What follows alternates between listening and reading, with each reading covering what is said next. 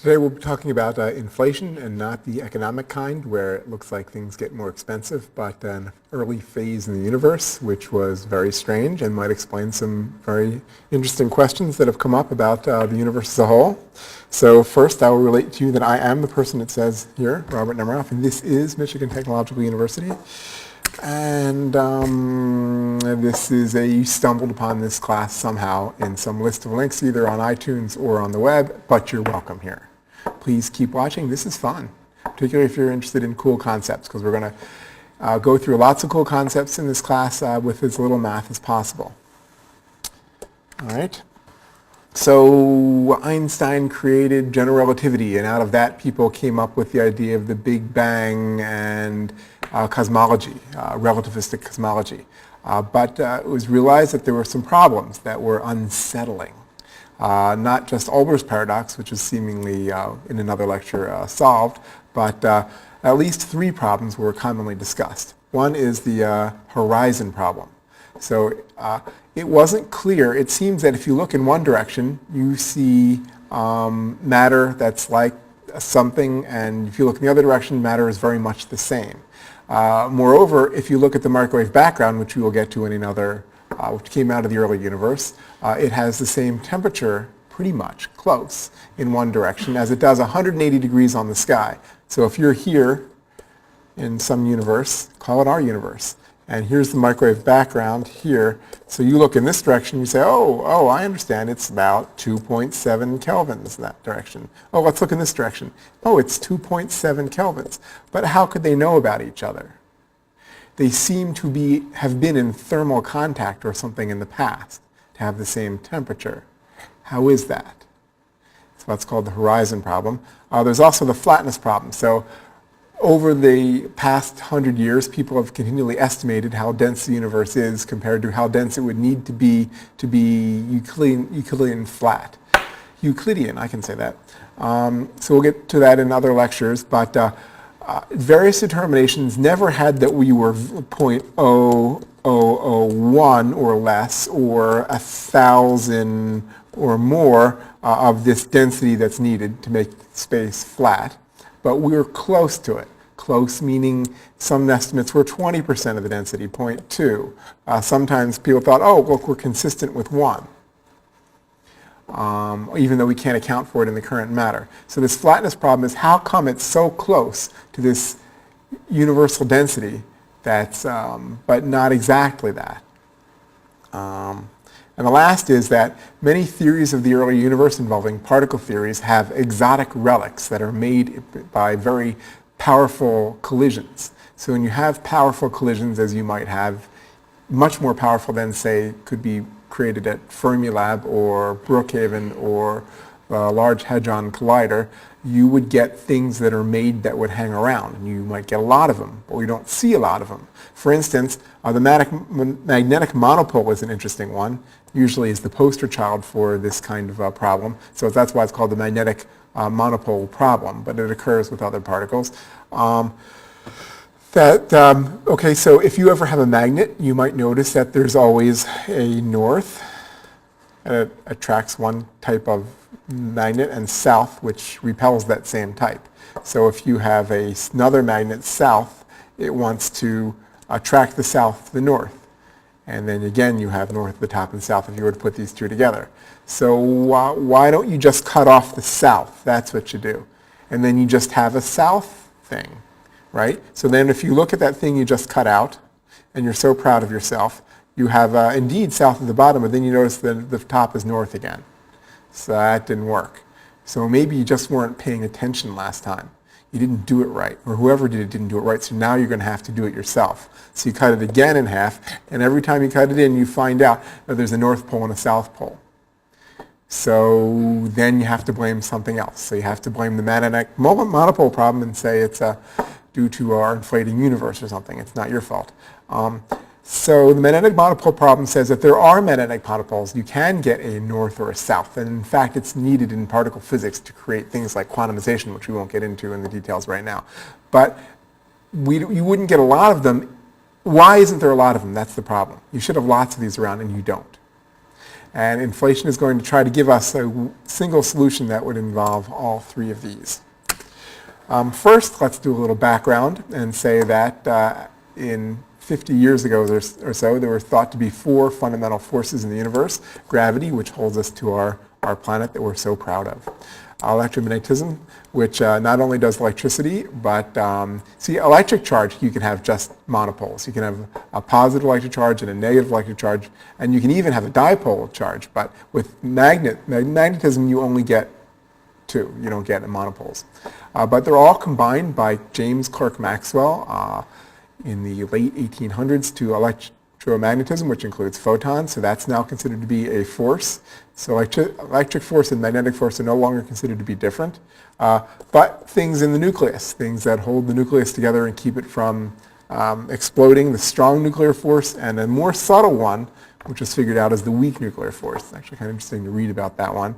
So Steven Weinberg and collaborators figured out that the weak nuclear force could actually be the same as the electromagnetic force and would look the same at high enough energies, and so you can combine those into something called the electroweak force. So one of the pushes in modern physics is to say, well, hey, this strong nuclear force isn't involved in that yet. So let's come up with a mathematical framework, sometimes involving multiple dimensions, called a grand unified theory that includes all of these. But the grand unified theories are usually not so bold as to include gravity, which is stranger yet, the weakest force. And so in order to include those, the latest theories are in superstring theories, sometimes called just string theories, or M theories. There's different names for them. So these are not yet complete theories. We don't have well, the electroweak one is, but below that we're not exactly sure of the details. However, if you go further back in the universe, energy becomes so abundant and things smash into each other so much that forces become indistinguishable. So for instance, if you go to relatively high energies, which occurred at 10 to the minus 12 seconds after the Big Bang, you would find the electromagnetic force and the weak force would become one and the same. If you go earlier back, which means that there's no distinguishing between them. Things bounce into each other, so there's particles like that. The same type things would carry both of them. The strong force, even though we don't know a detailed grand unified theory that completely works, would be matched with the electroweak theory at around 10 to the minus 35 seconds when the temperature was, about in 10 to the 20 something here. 10 to the 20, let's call it 8. I'm happy with 8. So then all of those forces and the carriers of those forces seem to merge. And then you don't get to include gravity really until you get back to the Planck time, which we went and talked about in another lecture. Please give Planck his C. Planck time, which was very high, 10 to the 32 kelvins, and this is a unit of energy, 10 to the 19 GeV. At that time, we lose general relativity because it doesn't seem to work at those energies, and it meshes in. We need a quantum field theory that involves gravity that could be one of the string theories that are being debated today. Okay, so to combat the three problems before, the horizon problem, the monopole problem, and the problem which I forgot called the flatness problem, inflation was one solution and is usually the preferred solution these days. So what happens is the universe goes into a phase. There's a phase shift. So as things change, for instance, as ice freezes, you might notice a phase change. So when water freezes into ice, it changes into a solid. So when the universe cools, so for instance, let's start on the other end. So the universe was very hot, right, and it was water, and then as the water cools in your freezer, it forms ice. As the universe cooled, strange things happen. Phase changes like ice happened in the universe as things froze out. One type of phase change thought to happen at the electroweak interaction, when the electroweak breaks off from electromagnetism, and possibly at other times, but possibly at that time, which would be the latest one, the universe would suddenly begin to expand exponentially. There would be a type of dark energy there, and you would create what would seem to be a cosmological constant that would operate for a short amount of time, and has been discussed in another lecture. So then the universe would become very, very large. Instead of just sort of drifting apart with gravity sort of holding it back a little bit, it now has gravity pushing it apart, and it inflates exponentially. So things that used to be close together then become very far apart. And the way that helps the horizon problem is that now, well, at least for the past couple billion years, we've been catching back up to the stuff that's been pushed apart. So it answers the horizon problem by saying, well, things used to be close together, and then they were pushed apart by inflation, or not only pushed apart, but when inflation ended, a whole bunch of particles were created all over the universe that had the same temperature. Why inflation ends is related to what's called a driving field. The simplest kind of field used is something called a scalar field, because it only has one number in every place in space-time. But it's really unknown. But what is known is that inflation has to go on for a certain amount of time, or you won't solve those problems. You won't dilute the number of monopoles down to maybe one in our horizon, which we would be extremely lucky to find. You won't create different parts of the universe that would have relatively the same temperature as is in the horizon problem. And when inflation operates, it's like you can think of inflation sort of as the surface of a balloon. So a balloon would have a lot of curvature, as you can tell by the window drawn on there showing reflected. But as you make the balloon really, really big, bigger and bigger, essentially the balloon flattens out. A surface on the balloon appears to be flatter and flatter. And that's what the flatness problem does. The universe may or may not be slightly greater than closure density, the complete flatness. It might be slightly unflat in any number of ways, but it's so close to flat, it's like the room you're sitting in. The floor is flat to a good approximation. You don't have to worry about the curvature of the Earth when considering the floor beneath you. Okay, so you can get a timeline of the early universe. So when did things happen? This is a repeat of another slide, another lecture. But 10 to the minus 43 seconds, you're at the Planck scale, and some theory of everything is operating, and the temperature is very high. So then, at some point, around 10 to the minus 37 seconds, it's estimated, there's a phase transition, the strong nuclear force freezes out, and you might have a inflationary epoch. And then at 10 to the minus 35 seconds, you would get, the inflation would end, particles are created everywhere in the universe, and the universe is then so large, much larger than before, that everything is cool. So we only see a small part of our universe here in the visible universe.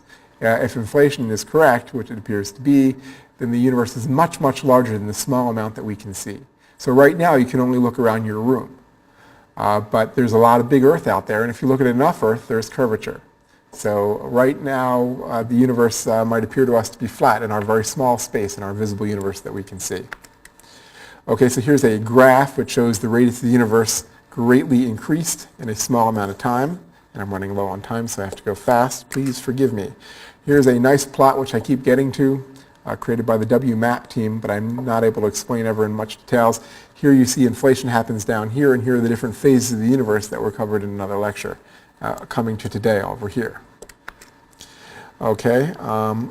This is the last slide. So some people think that the inflationary epoch that we're in is a lot like the dark energy epoch that we're entering now. So we may be entering into another dark energy phase, and the universe is beginning to expand again exponentially today. And it will take billions of years to fully realize this exponential. We don't know if it will end, if ever. That'll be a topic for a different lecture. However, it could be related to something called the Casimir effect, which is seen in things as small as mayonnaise, and it causes micromechanical parts to stick together. Because this is sort of a field effect where some field nodes map out and aren't seen, the Casimir effect. And there could be something similar operating in dark energy and empty space. And with that, I will leave you to next lecture. I'll see you next time.